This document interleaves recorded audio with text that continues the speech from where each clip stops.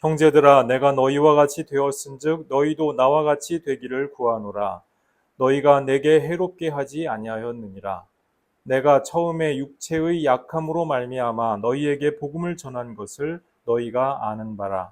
너희를 시험하는 것이 내 육체에 있으되 이것을 너희가 업신여기지도 아니하며 버리지도 아니하고 오직 나를 하나님의 천사와 같이 또는 그리스도 예수와 같이 영접하였도다. 너희의 복이 지금 어디 있느냐? 내가 너희에게 증언하노니 너희가 할 수만 있었더라면 너희의 눈이라도 빼어 나에게 주었으리라. 그런즉 내가 너희에게 참된 말을 함으로 원수가 되었느냐? 그들이 너희에게 대하여 열심 내는 것은 좋은 뜻이 아니요 오직 너희를 이간시켜 너희로 그들에게 대하여 열심을 내게 하려 함이라. 좋은 일에 대하여 열심으로 사모함을 받음은 내가 너희를 대하였을 때뿐 아니라 언제든지 좋으니라. 나의 자녀들아, 너희 속에 그리스도의 형상을 이루기까지 다시 너희를 위하여 해산하는 수고를 하노니 내가 이제라도 너희와 함께 있어 내 언성을 높이려 함은 너희에 대하여 의혹이 있음이라. 아멘. 갈라디아서 4장에서 사도 바울이 갈라디아 성도들을 설득하는 키워드가 있었죠. 우선 첫 번째 키워드는 세상 초등학문이라고 하는 키워드입니다. 세상 초등학문이라고 하는 키워드를 가지고 다시 유대 율법을 준수하는 대로 돌아간다면 그것은 유대식 세상 초등학문으로 돌아가는 것이다. 그렇기 때문에 여러분들은 그렇게 된다고 한다면 자유로울 수가 없는 것이다. 다시 종노릇하는 상태가 되는 것이다. 라고 하는 그 말씀, 세상 초등학문이라고 하는 키워드가 있었죠. 그리고 두 번째 키워드가 이제 우정에 관한 말씀인데 본문에는 직접적으로 드러나지 않는데 이것이 고대 세계에서 사람들이 익숙하게 알고 있었던 대중철학의 주제였다고 하는 거예요. 그래서 그 주제를 가지고 대중철학에서 하는 얘기를 그대로 반복하는 것이 아니라 사도 바울의 버전으로 또 기독교적인 버전으로 하나하나씩 이렇게 열거하면서 그 유대주의자들이 과연 참된 우정의 소유자들인가 한번 생각해 보기 바란다. 나는 여러분에게 참된 우정으로 다가간다라고 하는 것을 지금 계속해서 설득을 하고 있는 것이죠. 우리 지금까지 살펴본 참된 우정의 속성 한 4가지 정도가 언급이 되었죠. 우선 첫 번째는 그 상호 순환, 상호 호혜와 같은 그와 같은 특성입니다. 우정은 한쪽에서 일방적으로 하고 한쪽에서 일방적으로 이익을 보고 한쪽은 일방적으로 손해만 보는 이런 관계는 우정일 수가 없는 겁니다. 그렇죠? 진정성 있는 화답이 있는 관계일 때야 그 우정이 그런 관계가 진짜 우정이라고 할 수 있겠죠. 그래서 서로 진정성 있게 화답이 오가고 그렇게 해서 서로의 마음이 움직이고 또 서로 만나게 되는 서로 함께하게 되는 그러한 우정 참된 우정이라고 하는 것입니다. 두 번째는 무엇입니까? 어려움이 있을 때 버리지 않는다고 하는 거예요. 남녀가 예쁘고 잘생겨서 만났어요. 우리 연애를 그렇게 하죠. 예쁘고 잘생기고 마음에 들어서 만났어요. 그 다음에 이제 뭐 성격도 좋고 그러면서 우리는 천생연분인가 봐 하면서 막 좋아하는데 어느 날 어느 한쪽이 아파 버렸어요. 외모가 달라졌어요. 그러면 감히 너는 나에게 합당하지 못해 하면서 그날부로 손절, 진정성 있는 우정일 수가 없겠죠. 상대방이 그렇게 어렵고 힘든 상황에 처해 있을 때 눈이라도 빼줄 수 있는 것과 같은 그러한 우정, 그런 우정이 참된 우정이라고 하는 거예요. 사도 바울이 갈라디아 성도들에게 그러한 그 눈이라도 빼줄 수 있을 것만 같은 진정성 있는 우정을 느꼈고 여러분들도 나에게 나를 우정으로 대하고 있다면 그렇게 화답해 주었으면 좋겠다. 여러분도 나에게 그러한 우정을 보여주지 않았느냐. 그래서 내가 복음을 위하여서 모든 것을 내려놓을 수 있었던 것처럼 여러분도 율법 준수 문제에 있어서도 좀 자유롭게 그렇게 되었으면 좋겠다. 사도 바울이 그렇게 설득을 했죠. 그리고 세 번째는 직언의 문제입니다. 우리가 직언을 할 때에도 자기중심적으로 막 말을 막 내뱉는 그러한 게 있어요. 이거는 솔직한 게 아니라 그냥 자기중심적인 것이죠. 언어폭력, 폭언이죠. 이런 것을 두고 직언이라 하지 않습니다. 아첨꾼들이 자기중심적인 이득을 취득하기 위해서 사람들에게 갖은 감언이설을 합니다. 그러다가 자기 이익관계에 어긋날 때 폭언을 퍼붓죠. 내가 널 위해서 하는 말인데 말이야. 그러면서 그 직언인 척으로 얘기하는데 사실은 직언이 아니라 폭언인 경우가 대부분이죠. 진정한 직언은 무엇입니까? 상대방의 뼈를 때리는 것 같이 아픈 얘기인데 그 아픈 얘기를 정말 상대방을 배려하고 상대방을 위하여서 진정으로 염려하기 때문에 온 세상이 그야말로 다 찬성을 해줘도 그 사람만은 아니라고 얘기할 수 있는 이 함석헌 선생의 그 사람을 가졌는가라고 하는 유명한 시에 나오는 식구인데요. 그와 같이 배려할 줄 아는 진정한 직언을 할 수가 있느냐. 이제 네 번째가 이간질하고 갈라치기 하는 거는 우정일 수가 없다는 거예요. 막 관계를 망가뜨리면서 너와 나는 그러니까 친해져야 돼. 그러면서 관계를 조각조각 내놓는 것. 이거 전형적인 사기꾼들의 행각이라고 하는 거예요. 우리가 그 연애할 때와 우정은 다르다고 했죠. 그래서 우정은 남녀간의 그 연애는 좀 논외로 하고요. 이거는 또 이제 연애와 결혼과 관계되는 문제잖아요. 근데 우리 우정은 그런 게 아니죠. 개방적이고 관용성이 있어야 마땅합니다. 너는 나하고만 사귀어야 돼. 넌 왜 쟤하고 사겨? 이런 거는 말이 안 된다는 거예요. 너와 내가 함께 친구인 것처럼 쟤하고도 친구여야지. 그렇게 그 서로 좋은 것이 있으면 나누고 서로 이렇게 성장할 수 있는, 함께 성장할 수 있는 기회를 가질 수가 있게 해주는 이것이 바로 진정성 있는 우정이다. 참된 우정이다. 우리 이렇게 네 가지 정도를 지금까지 말씀을 나눴는데요. 오늘은 그 이제 마지막 시간입니다. 그 우정의 또 한 가지 우정의 또 한 가지 특성이 있어요. 그게 뭐냐면은 엄마와 같은 속성이 있다는 거예요. 모성적인 그런 특성이 있다.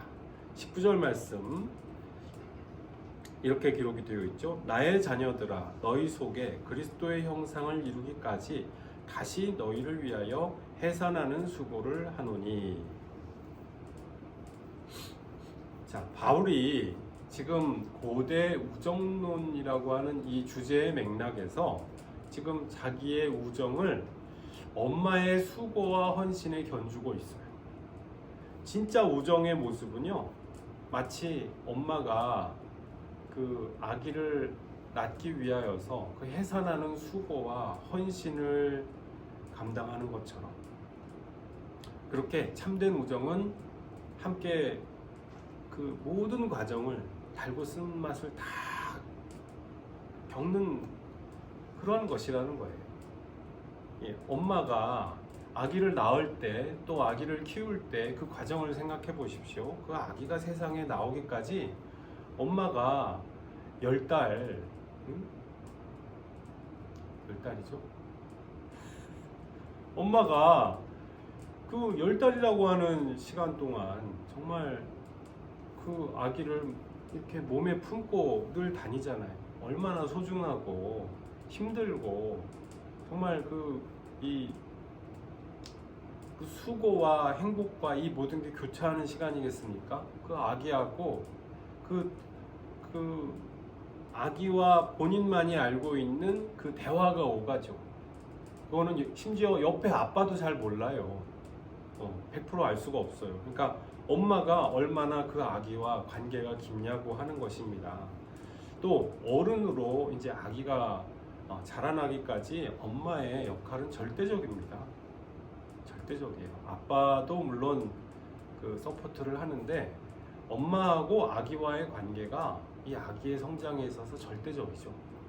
아기하고 얼마나 눈을 많이 맞춰주느냐, 얼마나 말을 많이 걸어주느냐, 얼마나 이 사랑에 소통이 되느냐, 이것이 이 아기가 성장할 수 있게 만들어줍니다.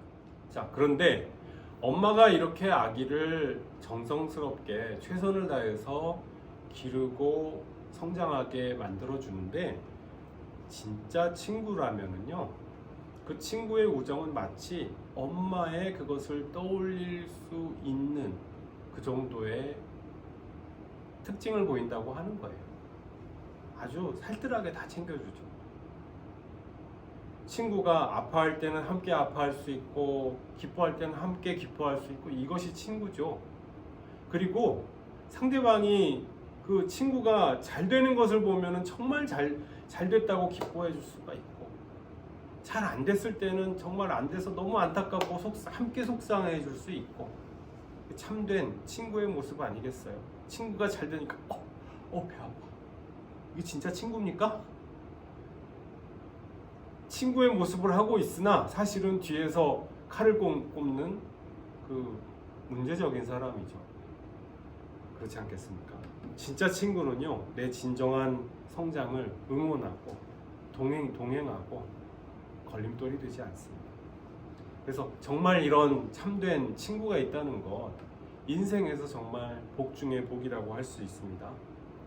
우리 아까 앞에서 잠깐 언급했던 함석헌 선생의 그 사람을 가졌는가, 너무나도 유명한 시인데, 우리가 이 시는 정말 계속 또 읽고 또 읽어봐도, 또 듣고 또 들어보아도 정말 이렇게 마음에 울림이 있는 감명 깊은 시입니다. 제가 다시 한번 낭독을, 우리 예전에도 우리 그 김동민 목사님도 소개해 주신 적이 있고 한 그런 유명한 작품인데, 이 시간 다시 한번 제가 낭독을 해보겠습니다.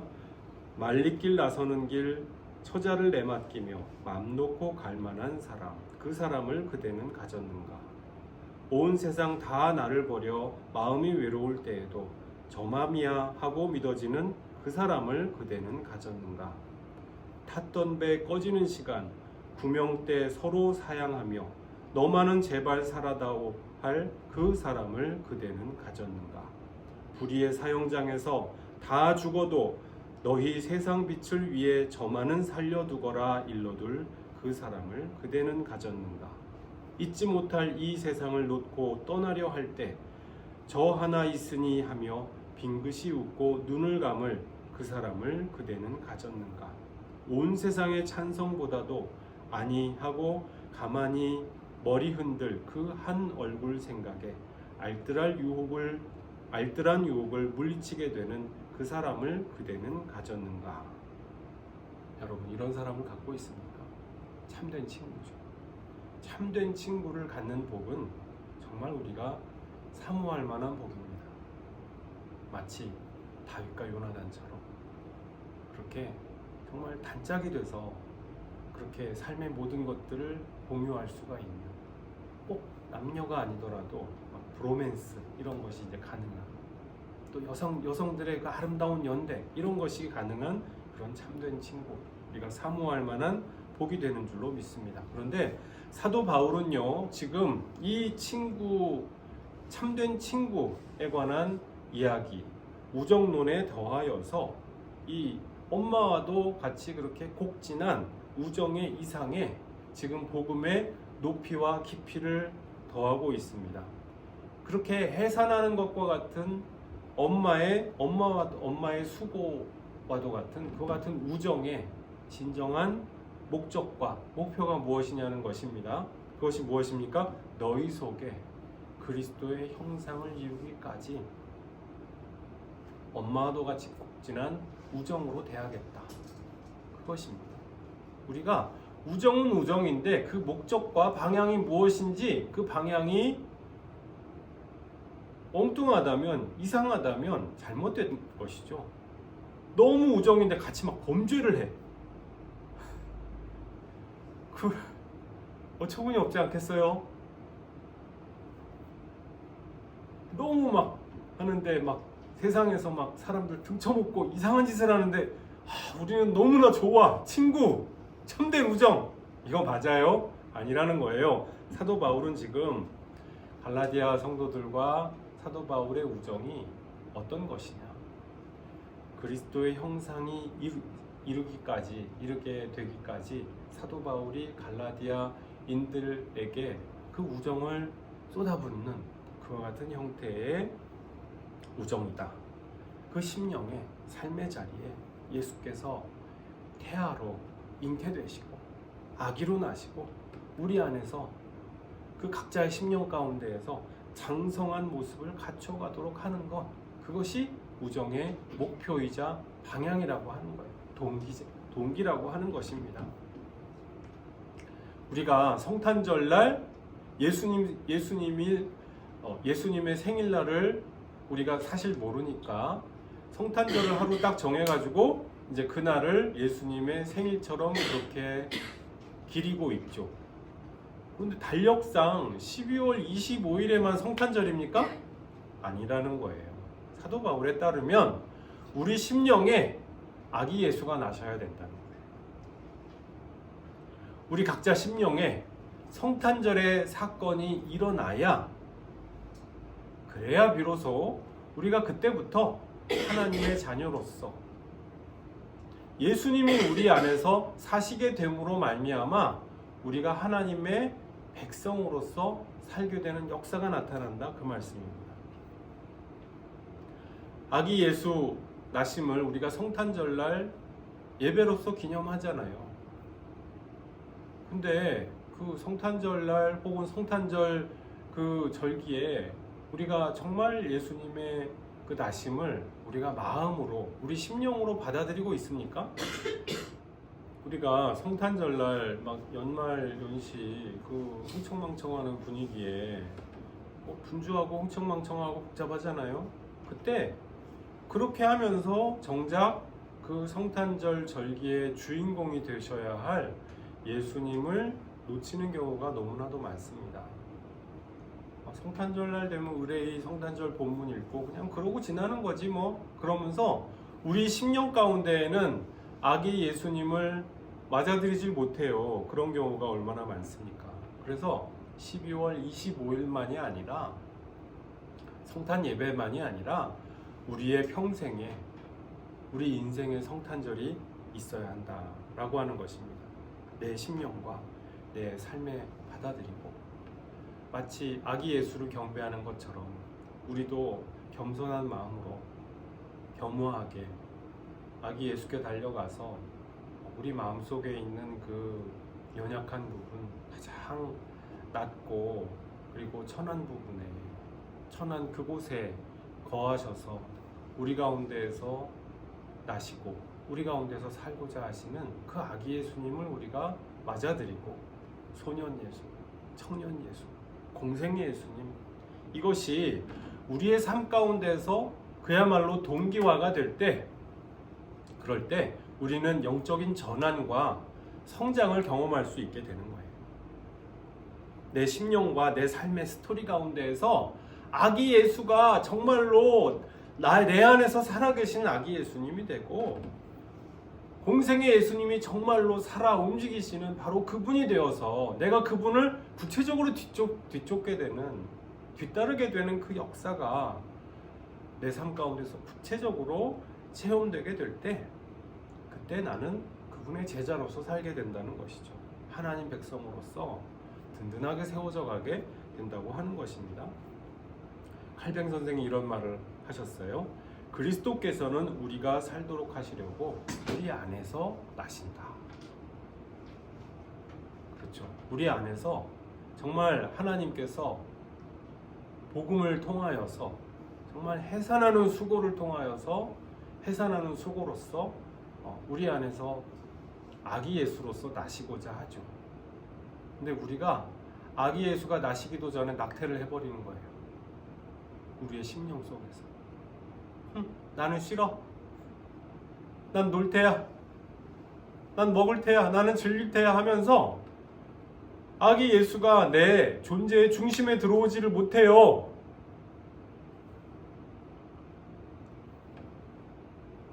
그래서 우리가 그리스도인이 되는 진정한 그 목표와 이상이 무엇입니까? 내 안에 예수께서 나시도록 하는 것, 예수께서 활동하시도록 하는 것, 거기에 있다고 그렇게 말씀을 드릴 수가 있습니다.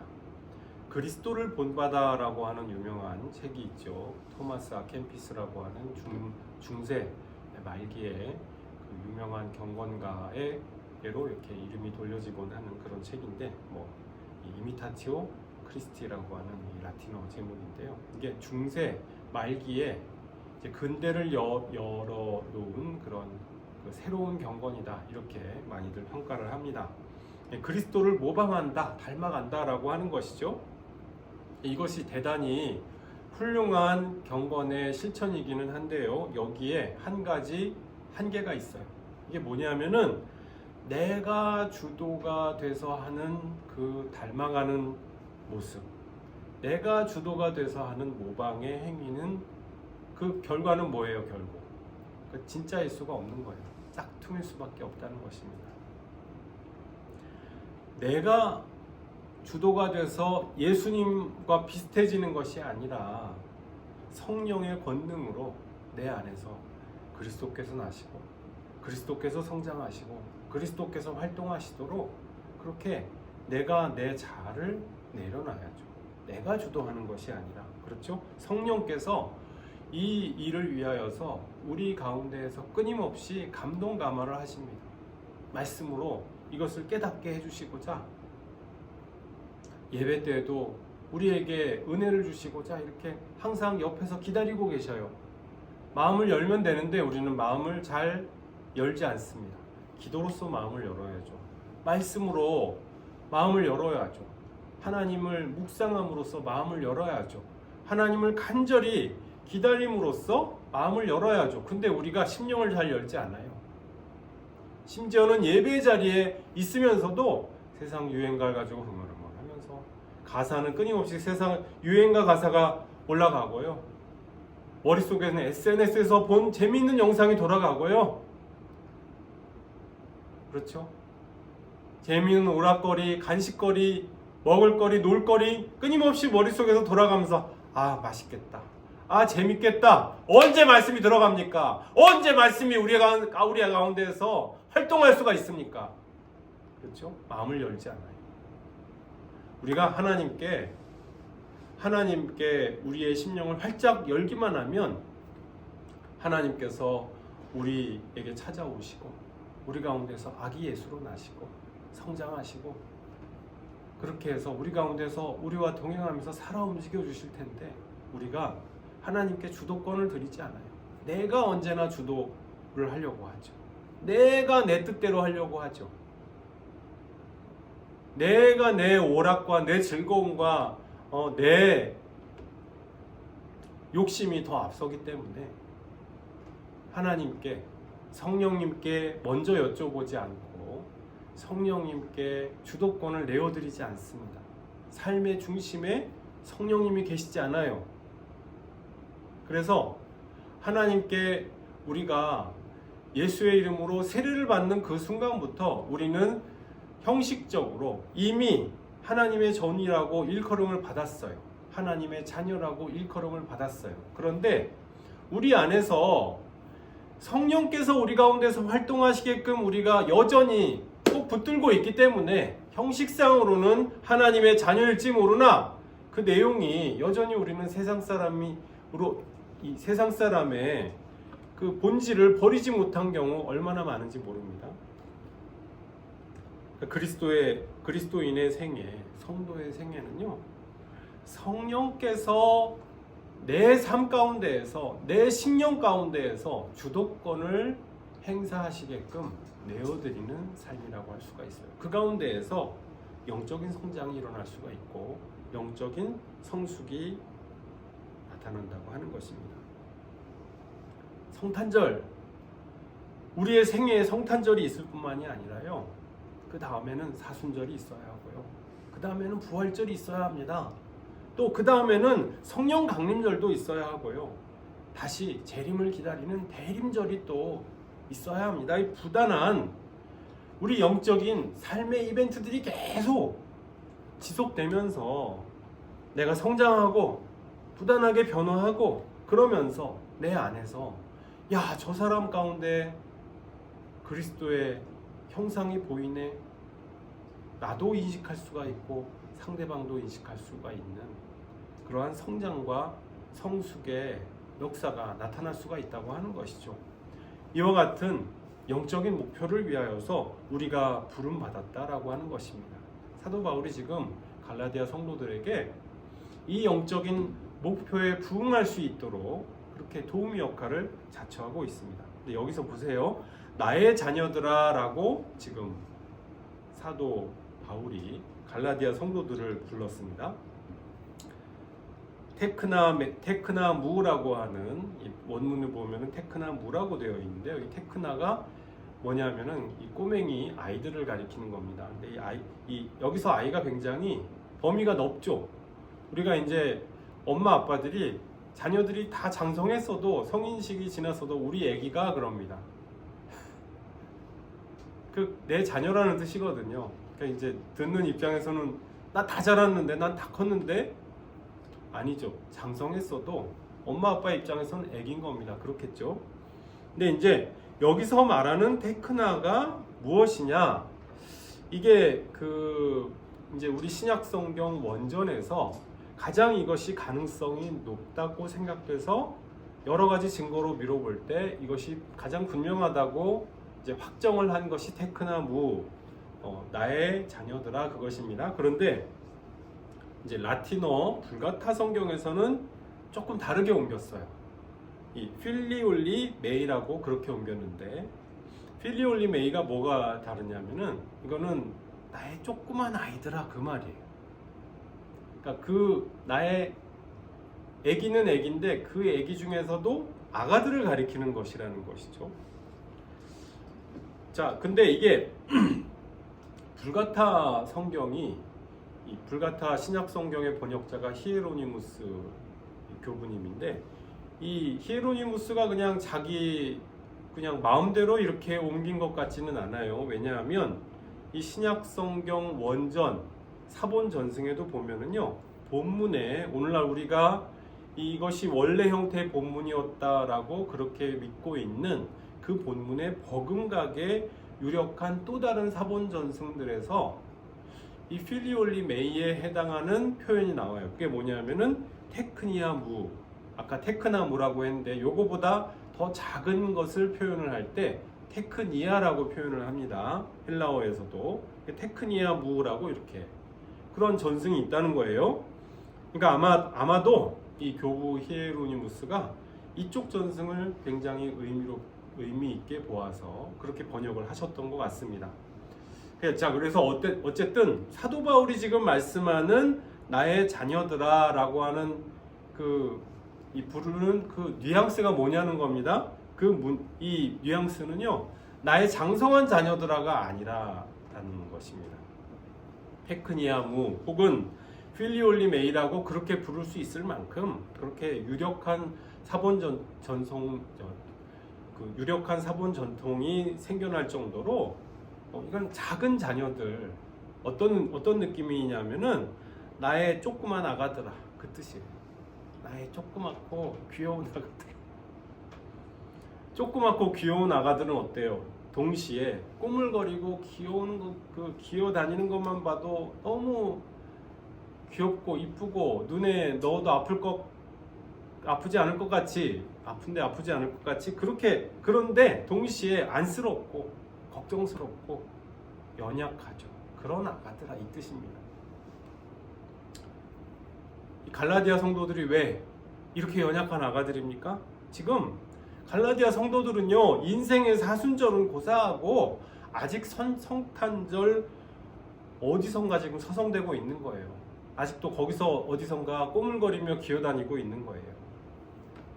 심지어 성탄절 절기를 통과하면서 그 인생의 성탄절 절기를 통과하면서요 그리스도의 형상이 그 가운데서 모습을 갖춰가고 아기 예수로 나시고 그렇게 되는 것이 아니라 심지어는 다시 구약 절기와 율법의 덮개로 퇴보할 찰나에 처해버리고 말았어요.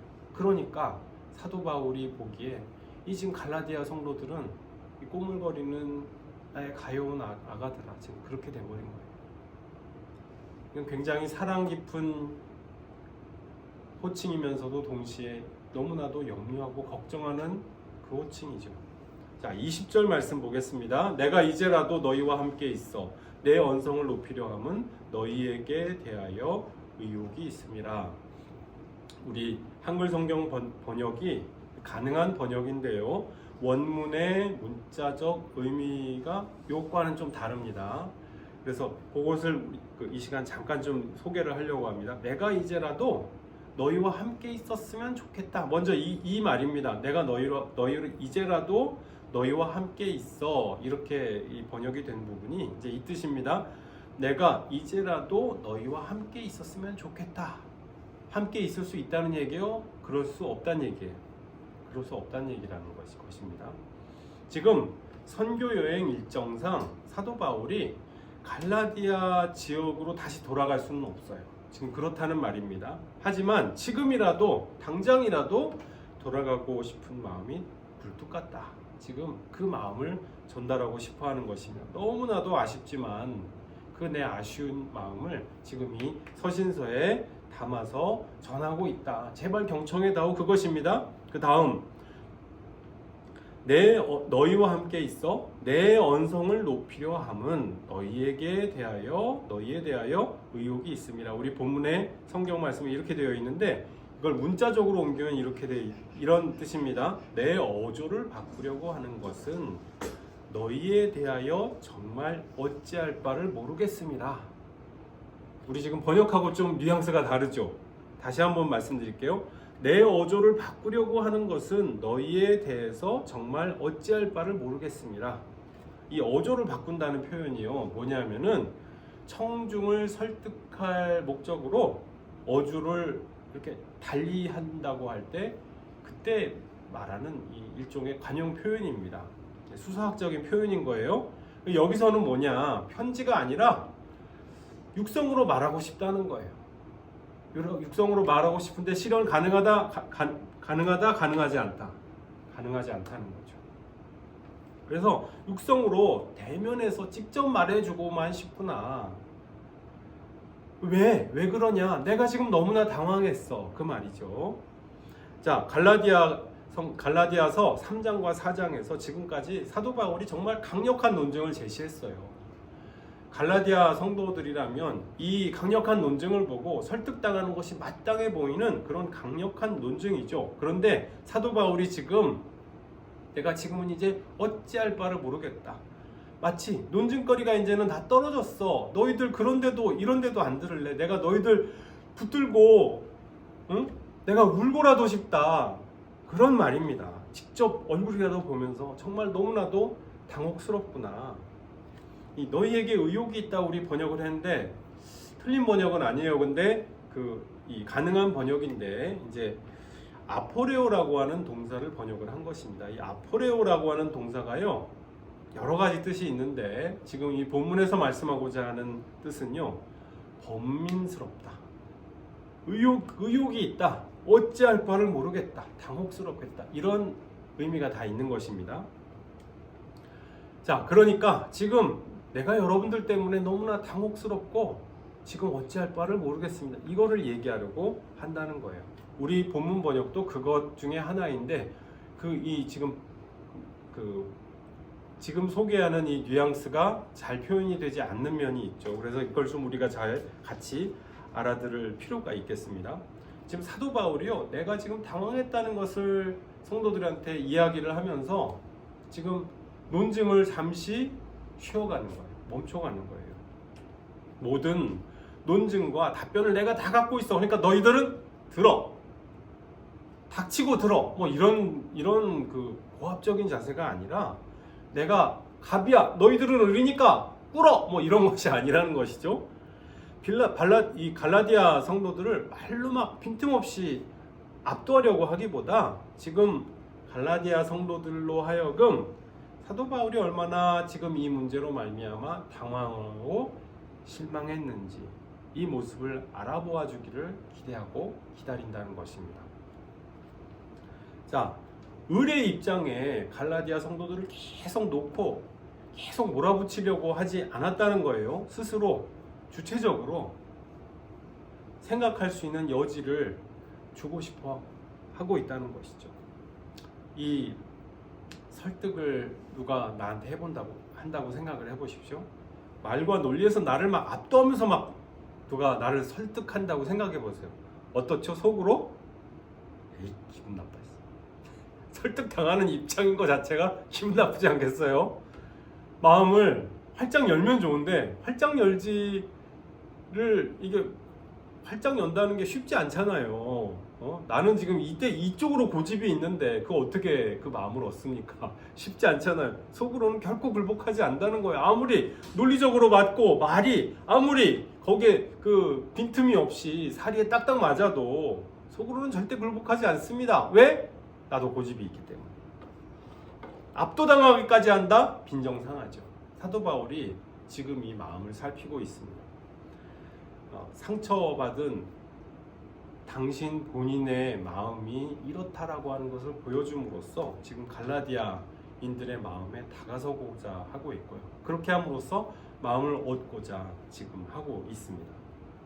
우정이란 어떤 것입니까? 지금 현재의 상황에서 우정을 앞세워가지고 상대방을 막 완벽하게 빈틈없이 지배하고 압도하려는 것, 그런 것이 아니죠.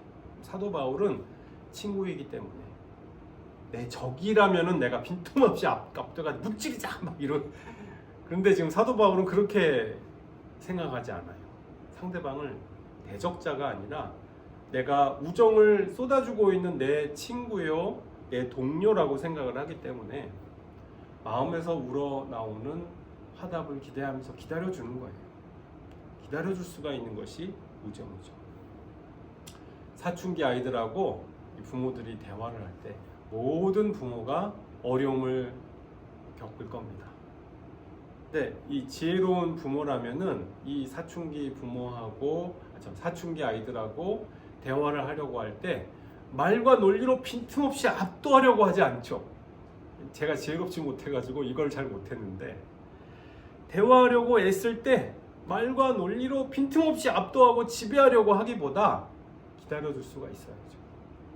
한 발 물러나서 엄마도 아빠도 이렇게 너 때문에 마음이 아프단다 하면서 너도 속상한 거 알겠으니까 우리 한번 하면서 주체적으로 이야기할 수 있는 기회를 주는 것이죠. 그것이 진정한 또 현명한 우정의 모습 아니겠습니까? 이렇게 사도 바울이 지금 갈라디아 성도들로 하여금 그리스도의 자녀로서 정말 진정 탄생할 수 있을 수 있도록 정말 수고와 헌신과 배려를 아끼지 않는 모습을 우리가 볼 수가 있습니다. 사도 바울이야말로 갈라디아인들의 진정한 친구죠. 유대주의자들이 친구라고 할 수가 있겠어요? 그 친구가 아니라 아첨꾼이죠. 아첨꾼이고 협작꾼이라고 할 수가 있겠죠. 우리 교회도 우리 교우 여러분들, 성도 여러분들의 참된 친구가 되기를 소망합니다. 저하고 또 우리 김성민 목사님도 우리 성도 여러분들의 이 사도 바울이 이 갈라디아 성도들에게 진정한 친구였던 것과 마찬가지로 저희 목사들도 그와 같이 진정한 친구가 되기를 소망합니다. 또 우리 성도 여러분들도 서로 참된 친구가 되기를 기원하고 또 소망해야 마땅하지 않겠습니까? 이와 같은 참된 친구, 참된 우정을 얻는 복을 모두 누리시는 교우 여러분들 모두 되시기를 주님의 이름으로 축복합니다. 기도하시겠습니다.